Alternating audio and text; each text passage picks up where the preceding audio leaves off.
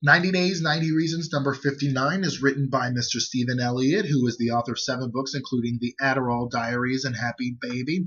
His first feature film, Cherry, was recently released by IFC. He is the founder of the literary website The Rumpus.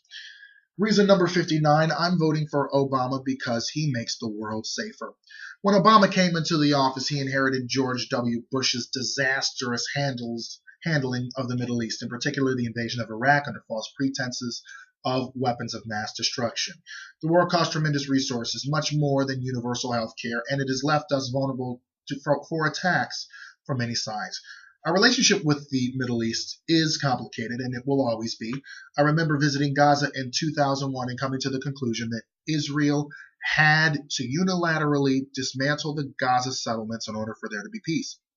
That's exactly what Ariel Sharon did. Sharon was arguably the most conservative prime minister Israel had ever had to that point, and he was the least likely politician to appease Palestinians. Still, he came to the conclusion that there was no other choice. I visited Gaza again in 2006. The settlements were gone, but the situation was much worse. It was no longer safe for an American to walk down the street. The water was contaminated. Homes everywhere were destroyed. The government had been taken over by Hamas, and missiles were still being fired from Gaza into Israel and from Israel into Gaza. The Gazans suffered much more than the Israelis, but for both sides, the situation was worse. It turns out, even though the settlements should never have been there, removing them unilaterally was not the answer. It would have been better to negotiate with someone in power and remove the settlements as a result of the negotiation. But most people didn't recognize that at the time. The academics, the politicians, conservatives, liberals mostly agreed unilaterally that removing the settlements was the right thing to do. Sometimes you make the best effort and still things don't work out. Think of the American mission to kill Osama bin Laden. Now think of Jimmy Carter's attempt to free the hostages in Iran. The world doesn't offer guarantees, but still you have to engage patiently, intelligently.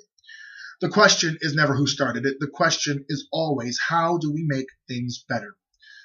When Nakula Basali Nakula loaded an ignorant, hateful, anti-Islam video onto YouTube, he set off anti-American riots across the Arab world. The American embassy in Cairo released a statement condemning the video.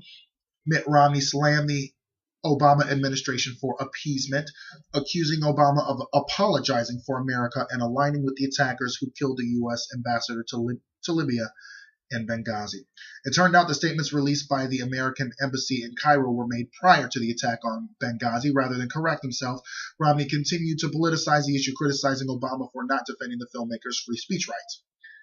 It's these kinds of reactions that make it harder for America to conduct diplomacy. George W. Bush's tough talk, shoot from the hip approach is what got us into this mess. Mitt Romney appears to favor those same tactics, confusing tough talk with foreign policy. He goes on to attack before he knows all of the facts. He wants to draw red lines with regard to Israel's or Iran's nuclear plan rather than to leave his options open. He's more concerned about national pride than with making peace. No matter who is making the decisions, some of them will, in hindsight, be wrong. But the least you want from an American president is someone who engages openly with the world, who makes an effort to understand the different sides of the story, someone who stops to think before pressing the button. Because this world is a complicated place. Stephen Elliott, San Francisco, California, reason number 59.